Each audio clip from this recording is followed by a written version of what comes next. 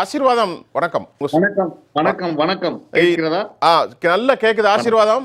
இந்த தலைப்பை நான் இப்ப முதல்ல கொஞ்சம் இந்த என்கவுண்டர் விஷயமாக சின்ன விளக்கங்களை கொடுத்திருக்கிறேன். திமுக அரசு 13 மாதங்கள்ல 12 பேரை படுகொலை செய்திருக்கிறது. அரச படுகொலை, என்கவுண்டர். இதை எப்படி நீங்க எடுத்துக்கொள்கிறீங்க? இது அரச படுகொலையை நாங்கள் எப்படி யூகிப்பது? வணக்கம், அனைவருக்கும் வணக்கம். இது ஒரு இந்த மோதல் சாவு, போலி மோதல் சாவு, என்கவுண்டர் என்பதை மனித உரிமை தளத்திலிருந்து, மக்கள் கண்காணிப்பு தளத்திலிருந்து நான் சொல்வது, இது ஒரு வகையான போலி மோதல் சாவு, திட்டமிட்டு நடக்கக்கூடிய ஒரு போலி மோதல் சாவு. நான் உறுதியாக சொல்வது என்றால், களத்தில் நின்று நான் பேசுறவன். இந்த டிபேட்ல இருக்கிற யாருமே களத்துக்கு போனதில்லை. இந்த கடந்த இந்த மாதத்தில், இந்த 2 மாதத்தில் நடந்த மோதல் சாவு சம்பந்தமாக களத்திற்கு சென்று சந்தித்தவன் நான். களத்தில் பாதிக்கப்பட்டவரோடு நிற்கக்கூடிய நபர் நான். எல்லா மோதல் சாவுகளுமே போலி மோதல் சாவுகள். இங்க எதுவுமே போலீஸுக்கும் ரவுடிகளுக்கும் எந்த சம்பவத்திலையும் மோதல் நடந்ததல்ல. குறிப்பிட்டு ஒரு விஷயத்தை சொல்வேன். 10/10/2021 ஸ்ரீபெரும்புதூரில் ஏரியில் வைத்து முர்தார்ஷா என்கிற ஒரு வட இந்திய நபரை சுட்டுக் கொள்கிறார்கள். அதற்கு என்ன காரணம் சொல்லப்பட்டது என்றால், அருகாமையில் இருக்கக்கூடிய ஸ்ரீபெரும்புதூரில் இருக்கக்கூடிய ஒரு டாஸ்மார்க்கில் பணியாளர்களை 2 பேரை வெட்டிட்டு பணத்தை கைப்பற்றிட்டு போனதாக அவரை சுட்டுக் கொள்றாங்க. ஆனா 2வது விசாரிச்சா பணத்தை கைப்பற்றிட்டு போன நபர் வேற. அதே மாதிரி இப்ப கடைசியா நடந்துக்கக்கூடிய சீலிங் ராஜாவினுடைய போலி மோதல் சாவு, திருவேங்கடத்தினுடைய வீட்டிற்கு சென்றவன், அவருடைய அப்பாவை நேரடியாக சந்தித்து சென்றவன். அத்தனை கோடி, இத்தனை கோடி கைமாறி இருக்கு, இத்தனை லட்சம் கைமாறி இருக்கு, இத்தனை பணங்கள் இவர்களுடைய கணக்குல இருக்கு, இப்படி போலீஸ் ஒரு தரப்புல சொன்னா கூட, திருவேங்கட வீட்டிற்கு சென்று நான் பார்க்க பொழுது கஞ்சிக்கு சாப்பாட்டுக்கு வழி இல்லாமல் அவருடைய தகப்பனாரை பார்த்தேன். எதுக்கு சொல்ல வர்றேன்னா, இங்கு சொல்லப்படக்கூடிய தகவல்கள் வேற. திருவேங்கடத்தை கூப்பிட்டு, அதாவது நீதிமன்ற காவலில் இருக்கும் போது கொலை செய்யப்படுகிறார். திருவேங்கடம் சரண்டர் ஆகிறாரு, ஆம்ஸ்டாங் வழக்குல சரண்டர் ஆகிறாரு. உண்மையான போலீஸ் நேர்மையா விசாரணை செய்யணும். திருவேங்கடம் என்ன சொன்னாருங்கிற விஷயத்த வெளியில இன்னைக்கு வரைக்கும் சொல்லல. சீலிங் ராஜாவை முதல் நாள் கைது செய்யறாங்க. ஆம்ஸ்டாங் வழக்குல சீலிங் ராஜா என்ன சொன்னாருங்கிற விஷயத்த வெளியில கொண்டு வரல. அப்போ இந்த போலி மோதல் சாவுங்கிறது இவர்கள் சொன்ன விஷயத்தை மறைப்பதற்காக செய்யப்பட்டதாகத்தான் நாங்கள் சந்தேகப்படுகிறோம். அதுதான் நிதர்சன உண்மை.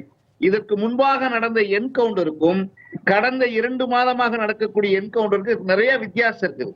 இதுக்கு முன்னாடி நடந்த என்கவுண்டர்ங்கிறது போலீஸ் திட்டமிட்டு செய்த என்கவுண்டர். இப்ப நடக்கக்கூடிய இந்த என்கவுண்டர், இந்த போலி மோதல்ங்கிறது, இதுக்கு பின்னாடி அரசியல் இருக்கிறது. இது ஆம்ஸ்டாங்கினுடைய வழக்கினுடைய உண்மை வெளியில வரக்கூடாது என்பதற்காக செய்யப்படக்கூடிய இந்த போலி என்கவுண்டர். இது வன்மையாக கண்டிக்கத்தக்கது. அது மட்டுமல்ல, திமுக ஆட்சியில் 16 என்கவுண்டர்கள் நடந்து கொண்டிருக்கிறது.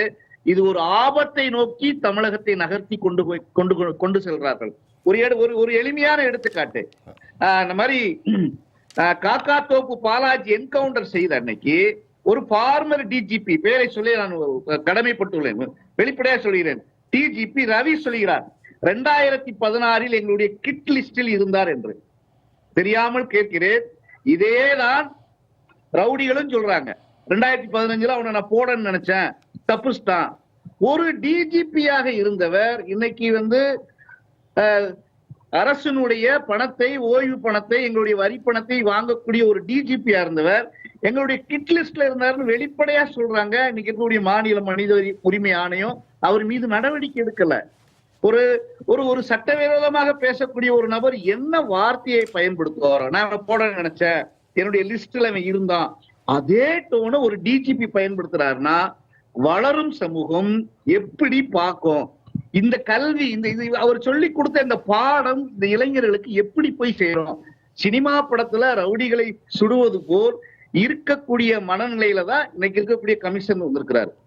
அவரு கீழே இருக்கக்கூடிய டிசி, ஏசி யார் சொல்வதை அவர் கேட்பதில்லை. வந்தவுடனே என்ன சொன்னாரு? ரவுடிகளுடைய பாசையில தான் பேசும். அப்படி என்ன பாசை? சட்டத்துல ஏதாவது இருக்கா ரவுடிகளுக்குன்னு ஒரு பாசை? ரவுடிகள் போலீஸ்க்கு ஏதாவது சட்டம் இருக்குதா? என்கவுண்டர் பண்ணுவதற்கு ஏதாவது சிறப்பு சட்டங்கள் இருக்குதா? அப்போ ஒரு கமிஷனர் ரவுடிகளுக்கான பாஷையில் பேசுவதுனா பொறுப்புல எடுக்கும் பொழுதே சட்டவிரோதமான வார்த்தைகளை பயன்படுத்தக்கூடிய ஒரு நிலை, இதை இங்கு கேட்பதற்கு நாதியற்ற ஒரு நிலை இருக்கிறது. நன்றி. ரொம்ப தெளிவாக உணர்ச்சிபூர்வமாக திராவிட முன்னேற்ற கழக ஆட்சியிலே நடந்த விவகாரங்களை சொல்கின்றீர்கள். திரு ஆசீர்வாதமுடைய கருத்தை எடுக்கின்ற போது இந்த போன்ற படுகொலைக்கு பின்னால் பல காரணங்கள் இருக்கிறதோ என்று என்ன தோன்றுகின்றது. அப்படித்தான் ஆசீர்வாதத்தினுடைய கருத்து அப்படித்தான். ஒரு மூத்த அரசியல் தலைவராக பகுஜனுடைய தலைமையாக பொறுப்பில் இருந்தக்கூடிய ஆம்ஸ்ட்ராங்குடைய படுகொலை அது ஒரு பட்டப்பகல் படுகொலை தான். இரவு 7 மணிக்கு மிக முக்கியமான இடத்திலே நடந்திருக்கின்றது. ஆனாலும் என்கவுண்டரை குறித்து இது ஒரு அரச படுகொலையாகத்தான் நீங்கள் சொல்கின்றீர்கள். அதுக்கு பின்னால் இருக்கிற காரணங்களை நாம் தொடர்ந்து பேசுவோம். ஆசீர்வாதம் சார், இப்போ நாம இப்போ காவல்துறை, உயர்நீதிமன்றம், உச்சநீதிமன்றத்தினுடைய வழக்கறிஞர்கள், சமூக ஆர்வலர்கள் எல்லாம் பேசியிருக்கோம். நீங்க இப்போ இந்த விவகாரங்களை எல்லாம் ஒருங்கிணைத்து சொல்லுங்கள். என்ன நடந்து கொண்டிருக்கிறது தமிழ்நாட்டில்? ஒரு விஷயத்தை நாங்கள் உங்களுக்கு எல்லாருக்கும் நினைவுபடுத்த இந்த மாதிரி போலீசாருடைய ஒரு பொது புத்தியில எங்களை மாதிரி மனித உரிமை செயற்பாட்டாளர் குற்றச்சாட்டுனா ரவுடிகளை ஆதரிப்பவர்கள், என்கவுண்டரை ஆதரிப்பவர்கள் ஒரு குற்றச்சாட்டு எங்க மேல இருக்கு. சரி, நாங்கள் எல்லா போலீஸையும் அப்படி பார்ப்பதில்லை. நாங்க எங்களுடைய பார்வை என்னன்னா, நேர்மையான போலீசார் காவல்துறையில் இன்றும் உள்ளார்கள், நேற்றும் இருந்தார்கள், இனியும் இருப்பார்கள். ஒரே ஒரு விஷயம் பெருந்தன்மையா நான் சொல்வேன், தன் வாழ்நாள் முழுக்காக நேர்மையாக இருந்த ஈஸ்வரமூர்த்தி அங்க பணி செய்து ஓய்வு பெற்றவர் இருக்கிறார். கண்ணப்பன் அப்படின்னு பலருடைய பெயரை என்னால சொல்ல முடியும். அவர்களால் தான் காவல் நிலையம் பாதுகாப்பா இருக்கு. இன்னைக்கு இருக்கக்கூடிய காவல் நிலையம் எளிமையாக மக்களால் போய் சென்று வரக்கூடிய அளவுக்கு இன்றைக்கு காவல் நிலையம் எதுவுமே இல்லை. எந்த போலீஸ் ஸ்டேஷனுக்கும் எந்த படித்தவரும் பயம் இல்லாம போயிட்டு வர மாதிரி எளிமையா தோழமையோடு இருக்கக்கூடிய காவல் நிலையமா நம்முடைய காவல் நிலையங்கள் இல்லை. ஒரு எடுத்துக்காட்டுக்கு திருவேங்கடம் என்கவுண்டரை திட்டமிடும் போது அதை மறுத்தவர் தான் ஒரு ஐஜி. அது என்னால ஏற்றுக்கொள்ள முடியாது அப்படின்னு. அதனால அவர் இடமாற்றப்பட்டு 2 பேர் இடமாற்றம் செய்யப்பட்டார்கள். பேர் சொல்ல விரும்பல, ஏன்னா இப்ப அவர்களுக்கு நெருக்கடி ஏற்பட்டிருக்குது. ஐஜி பொறுப்புல இருந்தா கூட அவங்களுக்கு நெருக்கடி ஏற்பட்டிருக்குது. இப்படி நல்ல காவல்துறைகள் இருக்கிறார்கள், அது எந்த மாற்று கருத்து இல்லை. அதே மாதிரி ஒவ்வொரு என்கவுண்டருக்கு பின்னாடி சார் சொன்ன மாதிரி நீதிமன்ற நடவடிக்கை அப்படியெல்லாம் இங்க கிடையாது. 176(1A) ஒரு காவல் சித்திரவதை இல்ல காவல் மரணம் என்கவுண்டர் நடக்கும் பொழுது நீதிபதி மேஜிஸ்ட்ரேட் விசாரிக்கிறாங்க. ஆனா அந்த மேஜிஸ்ட்ரேட்டை சந்திக்கிறதே பெரும்பாடா இருக்குது. விழுப்புரத்துல அற்புதராஜ் அப்படிங்கிற ஒருத்தருடைய சிறையில இறந்த வழக்கு, ராஜாங்கிற ஒரு கஸ்டோடி டெத் வழக்குல மேஜிஸ்ட்ரேட் விசாரிக்கவே இல்லை. அவங்க மேல நாங்க புகார் கொடுத்திருக்கிறோம், எங்க பிரச்சனையை கேளுங்க. என்ன புகார் கொடுத்திருக்கோம்னா, சந்தோஷ் எதிர் மதுரை மாவட்ட ஆட்சியர் உயர் நீதிமன்ற தீர்ப்பின் பிரகாரம் 2 மருத்துவர்கள் விசாரணை செய்ய, 2 மருத்துவர்கள் போஸ்ட்மார்ட்டம் செய்யணும், வீடியோ ஃபுட்டேஜ் பதிவு செய்யணும். அதுக்கப்புறம் போஸ்ட்மார்ட்டம் முடிஞ்ச உடனே பாதிக்கப்பட்டவங்களுக்கு அந்த வீடியோ ஃபுட்டேஜ கொடுங்க அப்படின்னு கேட்கறதுக்கு தரம் இருக்கிறார்கள். ஒவ்வொரு வழக்கிலையும் போராடிட்டு இருக்கிறோம். எங்களை என்கவுண்டர் நடந்த உடனே போலீஸ் என்ன செய்யுதுன்னா, இந்த பீப்புள்ஸ் வாட்ச்ல இருந்து யாராவது இங்க வர்றாங்களா மானிட்டர் பண்றதுன்னு உளவுத்துறை உட்கார்ந்து இருக்கிறாங்க. காவல் சித்திரவதைக்கு எதிராக இல்ல மனித உரிமை ஆட்கள் யாராவது பிரச்சனை பண்றாங்களான்னு எங்களை தடுக்கக்கூடிய வேலை தான் செய்யறாங்க. நீதிமன்றமும் எங்களுக்கு ஒத்துழைப்பு கொடுப்பதில்லை. என்கவுண்டருக்கு பின்னாடி காவல்துறையும் ஒத்துழைப்பு கொடுக்கிறது. அதான் ஒவ்வொரு என்கவுண்டருக்கு பின்னாடியும் உயிரை கொடுத்து போராடுறோம் எங்களால நிரூபிக்கிறதுக்கு. ஏன்னா இறந்தவர்கள் சாதாரண மனிதர்கள். ஒவ்வொரு என்கவுண்டருக்கு பின்னாடி இப்படி ஒரு பெரும் போராட்டத்துக்கு பின்னாடிதான் ஒவ்வொரு என்கவுண்டரையும் நாங்க வெளியில கொண்டு வரோம். எல்லா என்கவுண்டர்லயும் எங்களால தலையிட முடியல. ஏன்னா நாங்க ஒரு சிவில் சமூகம். இங்க இருக்கக்கூடிய மாநில மனித உரிமை ஆணையம் தலையிட மறுக்குது. அவர் சொல்றாரு, மனித உரிமை ஆணையம் 18,000 வழக்குகள் நம்பராகாமல் மனித உரிமை ஆணையத்துல இருக்குது. 1-2 கிடையாது. நம்முடைய மாநில மனித உரிமை ஆணையத்துல எண்ணிக்கை குறைவா சொல்ற 18,000 வழக்குகள் புகாரை நம்பர் பதிவு செய்யாம இருக்கிறாங்க மாநில மனித உரிமை ஆணையத்துல. எங்க போய் நீதியை கேட்பீங்க? மாநில மனித உரிமை ஆணையத்துல நீங்க புகார் கொடுக்க போனா கூட அந்த புகாரை எழுதி தர ஆள் கிடையாது. புகாரை எழுதி தர ஆணையத்துல ஆள் இல்லை. இதுதான் தமிழ்நாட்டினுடைய நிலை. இந்த நிலை மாறணும். ஒரே ஒரு சமீபமா காஞ்சிபுரத்துல மதிமுக கட்சியின் மாவட்ட செயலாளரா இருந்தவர் முன்னாடி வளையாபதி என்கிறவர் கொடூரமான சித்திரவதை. அவர் ஒரு கொலை வழக்குல கைது செஞ்சிருக்காங்க. அதுக்கு தண்டனை வாங்கி கொடுக்கணும். ஒரு காவல் ஆய்வாளருடைய கொலை வழக்குல கைது செஞ்சிருக்கிறாங்க. அவருக்கு வாங்கி கொடுக்கணும். அதுல மாற்று கருத்தே இல்ல. சாத்தான்குளத்துல என்ன சம்பவம் நடந்ததோ அதே மாதிரி கொடூரமான சித்திரவதை ஒரு 30 ஆண்டு பொது வாழ்க்கையில இருந்தவருக்கு இவருக்கே இந்த நிலைனா, சாதாரண தலித்தருடைய நிலையை, இஸ்லாமியருடைய நிலையை நினைத்து பார்க்கும்போது அச்சமா இருக்கு, பயமா இருக்கு. ஏதாவது ஸ்பெஷலா சட்டம் இருக்குதானே? கிடையாது. எங்களுக்கு திமுக ஆட்சியா அதிமுக ஆட்சியா என்று நாங்கள் பார்க்கக்கூடிய நபர்கள் கிடையாது. எங்களுக்கு சட்டம் ஆளுதா, இந்த சட்டத்தை யார் ஆளுகிறார்கள்? சரியா ஆளணும். சக மனிதனை கொல்வதற்கு இந்த உலகத்துல யாருக்குமே உரிமை இல்லைன்னு நம்பக்கூடிய நபர்கள் நாங்க. சட்டப்படி தண்டனை வாங்கி கொடுங்க. ஒண்ணும் இல்லை. ஆசீர்வாதம். ஒரே ஒரு செய்தி. ஒரு காவல் நிலையத்தில் இருக்கக்கூடிய ஒரு ரைட்டர் நினைச்சாருன்னா சுப்ரீம் கோர்ட் வக்கீல் வந்தா கூட அந்த வழக்கை உடைக்க முடியாது. அவர் எழுதக்கூடிய சார்ஜ் ஷீட் அவ்வளவு பலம் வாய்ந்தது, அவ்வளவு நிபுணத்துவம் வாய்ந்தது. ஏன் இதை செய்ய மறுக்கிறாங்க? சிஸ்டத்துக்குள்ள நிறைய ஊழல், அட்ஜஸ்ட்மெண்ட், பொலிட்டிக்கல் இன்ஃபுளுன்ஸ். இதனாலதான் சிஸ்டமே க்ளோஸ் ஆகி அப்பாவிகளை சுடுவது, ரவுடிகளை உருவாக்கி அவன் பெரிய ஆளானதுக்கு அப்புறம் அவனை சுடுவது போன்ற போக்குங்கிறது நம்முடைய சமூகத்துக்கு ஆபத்தானது, இந்திய அரசியலமைப்பு சட்டத்துக்கு ஆபத்தானது. அஸ்தான், ரெண்டாவது இன்னும் இறுதி கருத்து உங்கள்கிட்ட ஒரு முறை வர்றேன். ஆசீர்வாதம் சார், இப்போ இந்த ரவுடிகளுடைய பிரச்சனைகள், சட்டம் ஒழுங்கு பிரச்சனைகள் உயர்காவல்துறை அதிகாரிகளோடும் அடிமட்டத்தில் இருப்பவர்களும் ஒரு இணைப்பு பாலமாக இருக்கிறார்கள். போதை இதெல்லாம் நாம் பார்க்குறோம். ஜாஃபர் சாதிக் விஷயத்தை கூட நம்முடைய தோழர் ராமமூர்த்தி அவர்களும் சொன்னார், வழக்கறிஞர். பல கட்சிகளில் இருக்கிறார்கள், இந்த கட்சி அந்த கட்சி என்று அல்ல.